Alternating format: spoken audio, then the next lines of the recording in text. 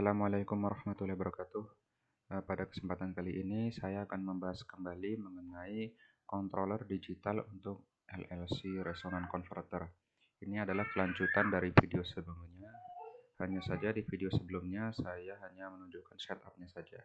Di sini kita akan menjalankan simulasi untuk Resonant LLC Converter. Ini adalah LLC Resonant Converternya. Untuk simulatornya, di sini untuk settingnya yang perlu kita ingat adalah resonan induktor dan juga resonan kapasitor. Nilai dari resonan induktor dan resonan kapasitor ini 117 mikrohenry dan 0.021 mikrofarad ini nantinya akan memberikan resonan frekuensi sebesar 100.000 Hz atau 100 kHz. Kemudian transformernya untuk perbandingan sekunder dengan primernya adalah 0.0625 atau 1/16.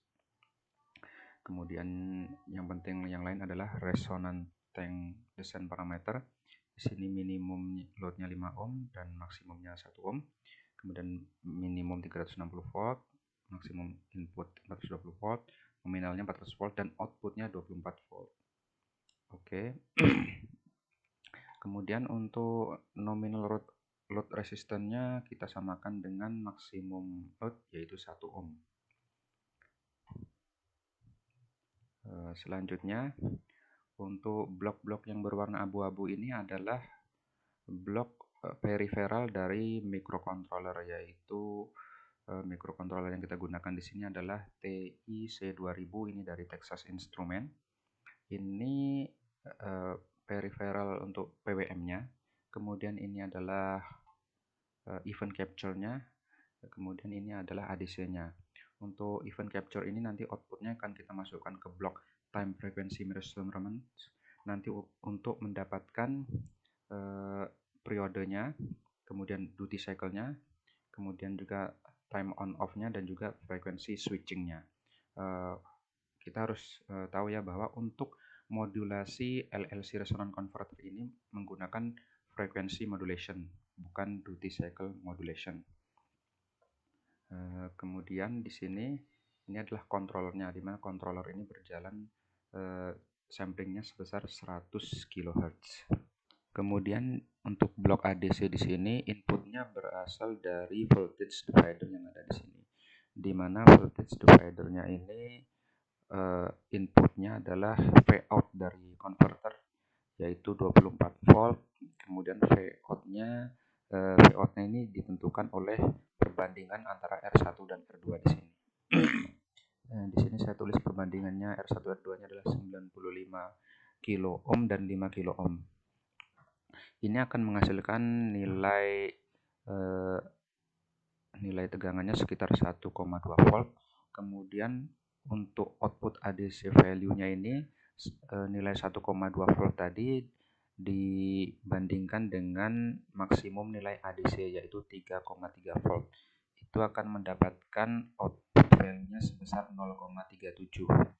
Karena itulah kenapa kita setting di sini presetnya untuk kompensatornya 0,37, karena 0,37 ini nantinya akan menghasilkan output sebesar 24 volt. Selanjutnya ini adalah blok untuk controllernya. Kita klik. Nah, di sini kita lihat blok ini menggunakan kompensator 2P 2Z, di mana untuk koefisiennya berasal dari blok yang ada di bawah ini. Input dari blok yang ada di bawah ini adalah Laplace domain atau continuous domain, kemudian outputnya adalah discrete domain yang merupakan koefisien dari kompensator 2P 2Z di atas ini. Kemudian input untuk kompensatornya adalah preset, di mana preset ini 0,37 yang tadi saya bahas, ini akan menghasilkan output 24 volt. Kemudian phase-nya inputnya adalah dari ADC yang ada di sini. Kemudian di sini ada reset ini berasal dari soft start, di mana soft start ini akan membatasi gradien kenaikan output dari kompensator, di mana output untuk kompensator ini adalah vektor dalam volt. Akan tetapi ini perlu kita rubah menjadi ke dalam frekuensi dengan menggunakan scaling yang ada di sini. Kenapa kita perlu merubah vektor ini dari volt menjadi frekuensi untuk outputnya di sini? Hal ini dikarenakan LLC Resonance Converter menggunakan frekuensi modulation untuk mengontrol output gain dari converter. Sebagaimana sudah saya bahas sebelumnya bahwasanya LLC Resonance Converter menggunakan frekuensi modulation bukan duty cycle modulation. Kemudian di block scaling ini bisa kita lihat untuk minimum switching frekuensinya adalah 90 kHz. Kemudian maksimum switching frekuensinya adalah 200 kHz. Ini akan memberikan output gain yang beragam sesuai dengan switching frekuensinya. Biasanya untuk frekuensi rendah gainnya lebih tinggi dan untuk frekuensi tinggi gainnya akan menjadi lebih rendah. Untuk kecepatan PWM clock-nya 60 MHz. Ini sama dengan kecepatan clock dari microcontroller-nya. Kita lihat juga di sini input dari kompensatornya dinormalisasi menjadi 0 sampai 1. Kemudian dengan menggunakan blok-blok ini dimanipulasi menjadi frekuensi. Frekuensinya ini variabel ya. Ini nanti berdasarkan nilai counternya di sini yang dibandingkan dengan nilai counter untuk frekuensi maksimalnya yaitu 65535. Kenapa di sini kita kali 2? Karena kita menggunakan triangular wave. Jadi kita menggunakan up dan down counter. Kemudian yang di sini ini adalah blok untuk soft start di mana outputnya ada 3 yaitu untuk reset SS, kemudian PWMA dan PWMB. Di sini kita lihat untuk soft start ini membatasi rate dari korektornya menjadi 500 per second dikali setengah berarti 250. Kemudian maksimum duty cycle-nya 0,98 dikali setengah maka menjadi 0,49. Kenapa kita memerlukan DC max maksimum 0,49? Karena dengan begini kita bisa menghasilkan variabel dead time dengan menggunakan formula yang ini, yaitu dead time-nya 0,5 dikurangi DC max per frekuensi switch akan mendapatkan 100 nanosecond saat frekuensi switchingnya 200 kHz dan akan mendapatkan dead time 222 nanosecond saat frekuensi switchingnya 90 kHz. Di sini bisa kita lihat saat PWM yang satu ini misalnya outputnya DC max atau 0,49, maka yang PWM satunya adalah 1 dikurangi 0,49 hasilnya adalah 0,51. Jadi di sini berbeda ya duty cycle-nya, di sini 0,49, di sini 0,51. Dan karena kita menggunakan triangular wave, di mana triangular wave ini satu PWM-nya akan on di saat up dan kemudian akan off di saat triangular wave-nya counternya down, maka kita bisa melihat bahwasanya PWM-nya ini tidak akan pernah bertemu, tidak akan pernah menyala bersama-sama karena yang satu akan on dan off saat duty cycle-nya 0,49 dan kemudian PWM yang satu akan on dan off saat duty cycle-nya 0,51. Dengan demikian dead time akan selalu terjaga sehingga tidak akan pernah menyala bersama-sama. Kemudian ini adalah beberapa variabel yang perlu kita monitor, diantaranya yang penting adalah frekuensi switch, karena frekuensi switching ini menggambarkan bagaimana gain dari resonance converter nanti, kemudian Vout, Eout, dan juga powernya, kemudian ini phase set, tegangan reference-nya 24 volt, frekuensi switch sama, kemudian VS ini adalah tegangan input. Ini bisa kita masukkan ke sini untuk kita lihat grafiknya. Kemudian ini untuk resonance components-nya terdiri dari resonance kapasitor, resonan induktor, kemudian transformer primary voltage, dan kemudian resonan sirkuitnya IP. Kemudian ini adalah arus yang mengalir di output diode-nya. Kemudian di sini ini PWM-nya dan juga duty cycle-nya. Yang untuk duty cycle 1 untuk PWM 1, untuk duty cycle PWM 2 tidak saya masukkan. Kemudian ini adalah rem. Rem ini adalah carrier-nya adalah triangular wave. Kemudian ini adalah tegangan di switch-nya dan juga arus di switch-nya.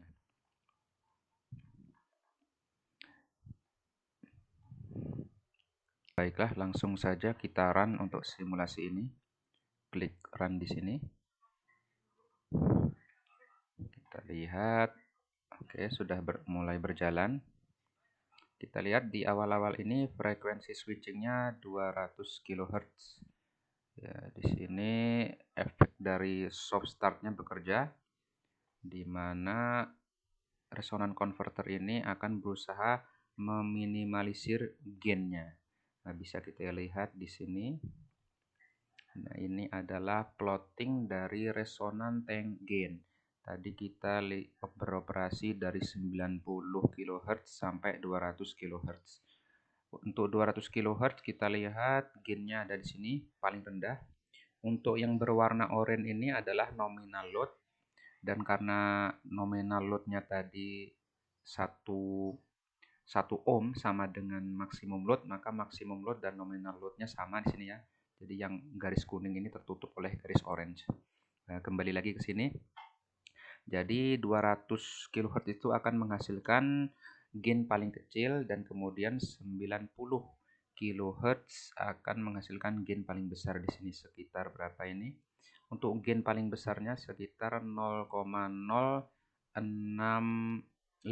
ya, sekitar 0,065, di mana gain di resonan frekuensinya 100.000 kHz, gainnya sama dengan gain dari transformer, yaitu 0,0625. Karena gain dari resonan tank 1, maka di sini yang bekerja hanya gain dari transformer saja, yaitu 0,0625. Kemudian gain paling kecilnya ada di sini sekitar 0,050 mungkin ini. Jadi begini operasi untuk LLC resonan converter, akan memodulasi frekuensi dari minimum ke maksimum menyesuaikan input dan juga output dari resonan converternya. Kita lihat di sini. Nah, ini kita lihat switching frekuensinya mulai turun, artinya gainnya mulai naik. Karena gainnya mulai naik, kita lihat di sini tegangannya juga mulai naik, mendekati tegangan referensi. Di sini output voltage-nya merah, output current-nya biru. Akan tetapi kita lihat nilai mereka sama, makanya output voltage-nya ketutup oleh output current-nya. Jadi sama ya. Jadi sama-sama di garis ini, jadi yang terlihat hanya warna biru. Kita lihat frekuensinya semakin turun, artinya gain semakin naik. Karena gain semakin naik, maka tegangan outputnya juga semakin naik. Kita lihat di sini. Nanti dia akan stabil. Kemudian ini adalah untuk resonan komponennya. Untuk diode-nya belum terplot. Kita tunggu saja. Bisa kita perhatikan gain-nya semakin turun. Maksud saya frekuensinya semakin turun. Dengan demikian gain-nya juga gain-nya akan semakin naik. Gain-nya semakin naik untuk frekuensi semakin turun. Untuk V out-nya sama dengan I out-nya. Untuk power-nya sekitar ini ya, 500-an atau 600 watt. Oke. Ya, ini sudah mulai stabil di frekuensi minimumnya, frekuensi minimum dengan gain maksimum sekitar 0,065.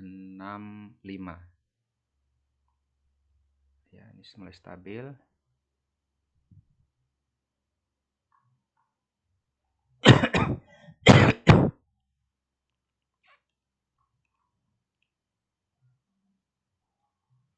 masih belum terplot untuk PWM-nya.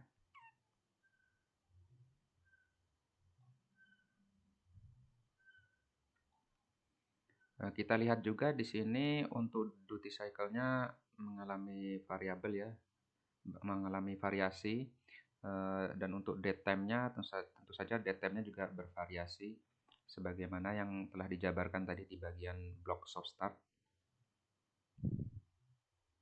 Tapi maksimum hanya 0,49 dan untuk yang PWM satunya 0,51. Nah, ini sudah terplot ya, kita lihat. Ini adalah carrier-nya berupa triangular wave. Kemudian garis biru ini adalah untuk duty cycle-nya, duty cycle yang satu, yaitu 0,49. Kemudian ini PWM-nya. Ini untuk tegangan di switch dan juga arus di switch. Kemudian ini adalah output current dari output diode-nya.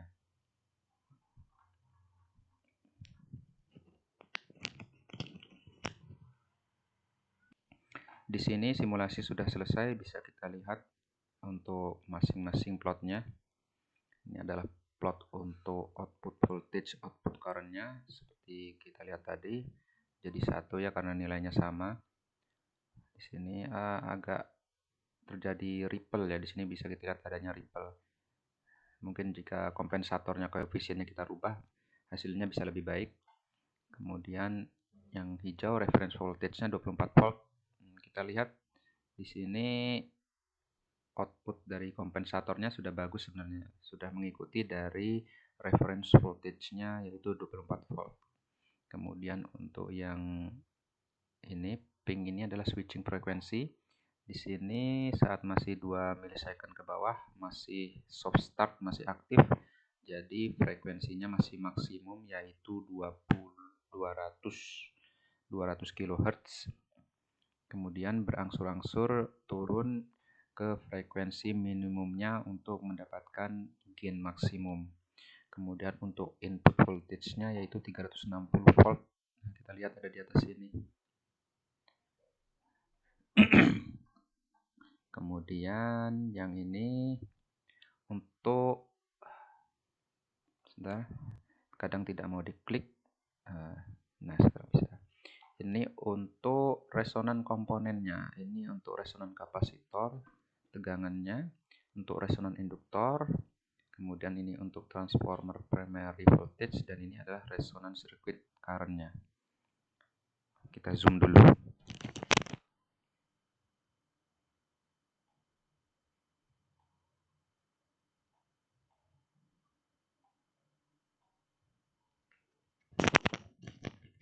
Bisa kita lihat di sini pada saat frekuensi maksimum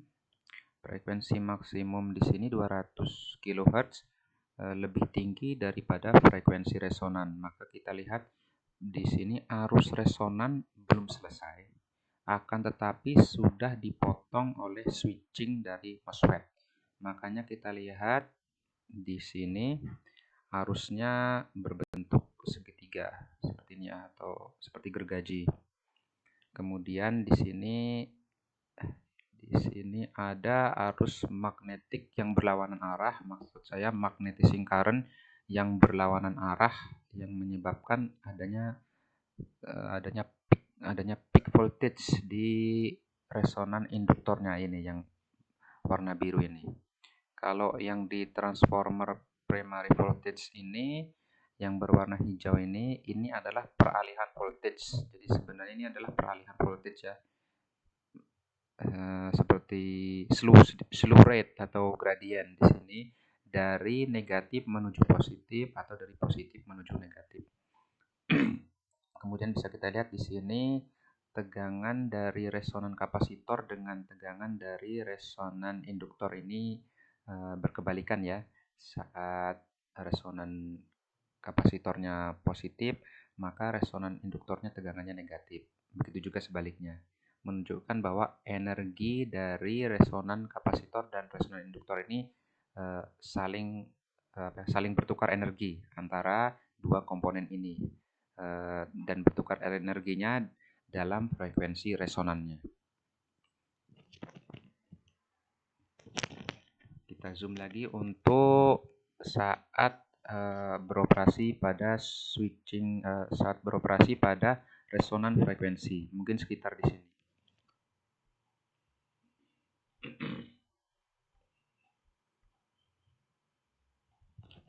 Ya, di sini kita lihat ini adalah resonan frekuensi dari konverter, yaitu sekitar berapa tadi, 100.000 kHz. Kita lihat resonan induktor tegangannya mulai sinusoidal, sama dengan resonan kapasitor. Di sini resonan frekuensi sama dengan switching frekuensi, berarti MOSFET tidak akan memotong resonan dari kapasitor dan juga induktor. Makanya bisa kita lihat bahwasanya induktornya juga mulai sinusoidal. Dari sini sinusoidal ya, akan tetapi tegangannya tentu saja berkebalikan antara kapasitor dan juga induktor karena mereka saling bertukar energi. Kemudian kita lihat di sini ada spike. Spike ini yang satu di bawah ini berasal dari karena induktor ingin mempertahankan mempertahankan arus, karena di sini kita lihat tegangan dari transformer ini mulai berkurang. Karena tegangannya berkurang dari minus berapa ini, sekitar minus 400-an lah, minus 400 menjadi 0. Arusnya tentu saja akan turun, akan tetapi karena induktor berusaha mempertahankan arus, maka induktor ini akan menghasilkan spike di sini. Jadi ini mirip dengan induktor kick, akan menghasilkan spike di sini. Ini terjadi karena MOSFET sudah tertutup, jadi yang mengalir di sini adalah hanya circulating current. Circulating current ini adalah arus yang mengalir, arus yang freewheeling di transformer, tetapi arus ini tidak berasal dari source. Jadi dia hanya freewheeling saja. Karena arusnya ini semakin melemah, induktor berusaha mempertahankannya dengan menghasilkan spike di sini. Kemudian setelah freewheeling, maka MOSFET akan on. Saat MOSFET on, maka magnetizing current-nya akan berbalik arah. Karena magnetizing berbalik arah, maka tegangannya juga berbalik di sini. Tegangannya dari negatif yang di transformer kemudian menjadi positif. Sedangkan induktor tegangannya tadi arus yang dipertahankan sebelumnya adalah masih arus negatif. Karena arusnya negatif, sedangkan arus yang di sini sudah positif, maka kita lihat adanya tabrakan di sini ya. Arusnya mulai bertabrakan di sini. Karena bertabrakan maka akan menghasilkan spike juga, tegangan yang meningkat di sini. Jadi di sini ada dua spike, tetapi sebabnya berbeda. Yang satu karena induktor berusaha mempertahankan freewheeling current, sedangkan yang satu ini yang di atas ini di mana arus dari induktor bertabrakan dengan arus yang mengalir dari source saat MOSFET on. Selanjutnya kita akan melihat saat resonan converter bekerja di switching frekuensi yang lebih rendah daripada resonan frekuensi, yaitu di 90 kHz di sekitar sini ya.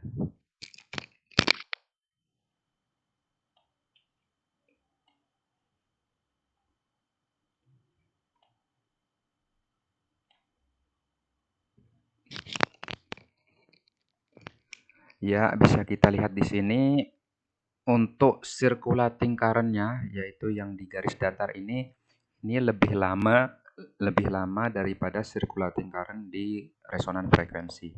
Karena di sini resonan frekuensinya lebih singkat daripada switching frekuensi. Dan di sini di circulating current ini disebabkan oleh magnetizing current.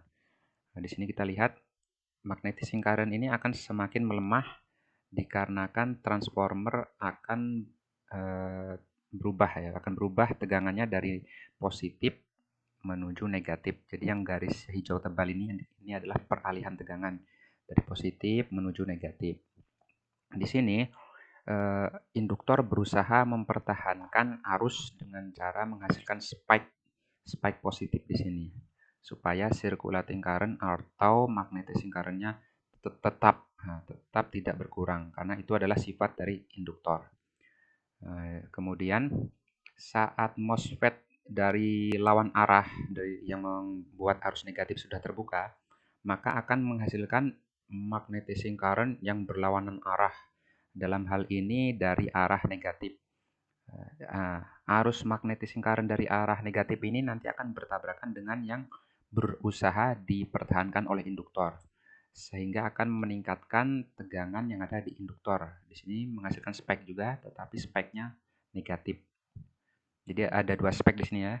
Spek yang di sini karena induktor berusaha mempertahankan arus yang mengalir. Kemudian spek yang di sini karena arus yang mengalir yang berusaha dipertahankan oleh induktor tersebut bertabrakan dengan magnetizing current yang berasal dari arus berlawanan, yaitu dari arah negatif. Berarti di sini kita tahu bahwa di sini spike ini terjadi karena MOSFET sudah terbuka, sudah on. Sedangkan yang ini disebabkan karena MOSFET off, tapi MOSFET-nya yang berlawanan arah. Kemudian kita lihat tegangannya untuk resonan kapasitor dan juga resonan induktor ini sama-sama sinusoidal, bagus. Kemudian ini garis tebal hijau ini adalah tegangan peralihan dari positif menuju negatif, dari negatif menuju positif. Kemudian di sini ini adalah arus resonannya dengan circulating current-nya atau magnetizing current-nya lebih lama daripada saat di resonan frekuensi. Selanjutnya ini adalah arus yang mengalir di output diode. Bisa kita lihat di sini arusnya modenya adalah discontinuous conduction mode atau DCM. Kemudian di antara DCM tersebut ada ripple. Ripple-nya di sini digambarkan seperti spike ya. Jadi adanya circulating current di transformer terasa di output diode. Kemudian yang di sini ini adalah plotting untuk PWM-nya. Di sini kita lihat ini PWM-nya, ini adalah carrier frekuensinya. Untuk garis biru tadi saya ambil dari duty cycle 1 yaitu 0.49. Jadi di sini bisa kita lihat ya, bisa kita lihat ini 0.49. Untuk PWM yang satu akan menyala di saat duty cycle-nya 0.49 dan juga akan off di saat menyentuh duty cycle 0.49. Kemudian ada lagi duty cycle 0.51. Untuk PWM yang satunya lagi yang berwarna merah ini nanti akan menyala di 0.51 dan kemudian akan off di 0.51 juga. Dengan demikian duty cycle atau maksud saya dengan demikian akan ada dead time. Selalu ada dead time yang akan menjaga supaya MOSFET tidak mengalami shoot through atau tidak konslet. Dan dead time ini bagusnya variabel ya, jadi tidak tetap. Jadi dia bisa bervariasi tergantung dari frekuensi switchingnya. Dan ini bisa terjadi karena kita menggunakan carrier yang berupa triangular wave.